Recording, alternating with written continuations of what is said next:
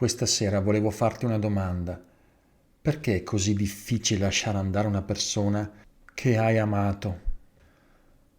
Tutto sta nell'accettare di averla amata. Ma cosa dici? Ho sempre notato che è impossibile rimanere amico ad una persona che hai amato e dopo che il rapporto si chiude sono sempre stato costretto a chiudere tutto e non incontrarmi più per non soffrire ulteriormente. Non sarebbe necessario chiudere tutto se entrambi accettassero il fatto di aver amato. Ancora. Ok, allora mettila così. Qual è il modo migliore per sopportare la perdita di una persona cara? Qual è il modo per far fronte alla sua mancanza? Dici una persona che è morta? No, o almeno non solo, anche di tutte quelle persone che ho amato, ma che per qualche motivo non vedrò più, ma che mi hanno lasciato un profondo segno nel cuore.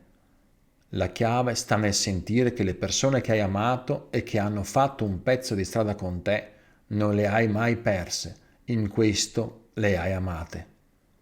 Ok, dai, cosa intendi?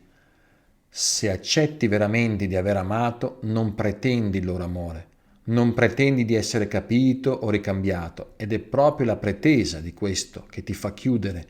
Se per qualche motivo le storie finiscono, accogli il fatto di aver amato e questo non ha né fine né perdita.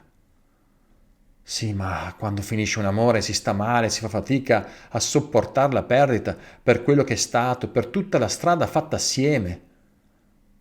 Non c'è la strada nel campo dell'amare. L'amore non è qualcosa che si lega al tempo. A volte una persona che conosciamo per pochi momenti può restare unita alla nostra anima per l'eternità. E come può una persona che conosciamo per così poco tempo diventare così importante per la nostra anima? Perché per la nostra anima non è il tempo che conta, ma la sua crescita.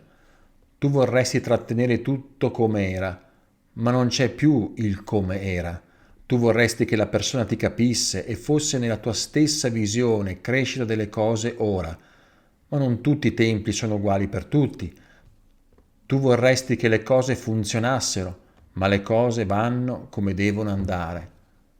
Sì, proprio per questo non si riesce a rimanere aperti dopo aver amato, perché in realtà tu pretendi di essere amato, capito, compreso, risarcito, ma non vuoi ascoltare le mie parole quando ti dico che la chiave sta nell'accettare di avere amato.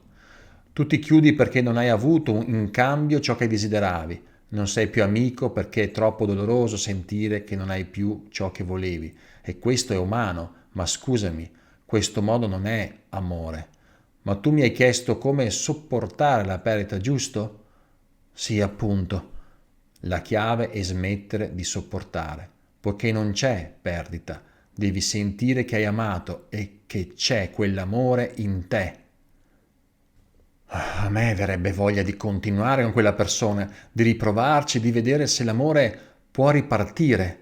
L'amore non è qualcosa che riparte, quello è l'idea di un amore.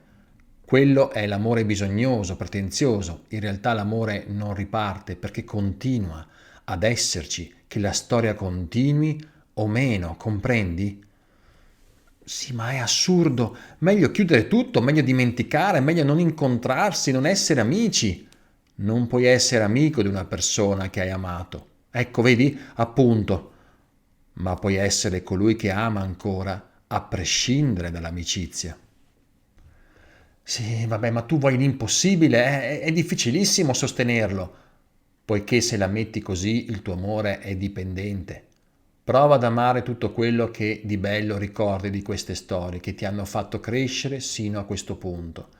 Prova a prendere atto che sono tutti cammini, che sono sì finiti, ma che ti conducono in nuovi inizi. E per riuscirci devi sentire che non sono mai finiti, in quanto hanno arricchito la tua anima. Non tornare indietro a modelli vecchi, ma vai avanti. Per aprire una nuova strada bisogna prima chiudere la vecchia. La fine ha in sé l'inizio, ma se non c'è fine non c'è neanche l'inizio, comprendi? E per vivere bene una fine devi sentire nel tuo cuore che non c'è rabbia, ma un sentimento che rende questa fine qualcosa che porterai come un dono con te. Non aver paura di sentire che rimane con te dell'amore, e se fai questo potrai lasciare andare ogni storia e potrai con amore concluderle. Ma come?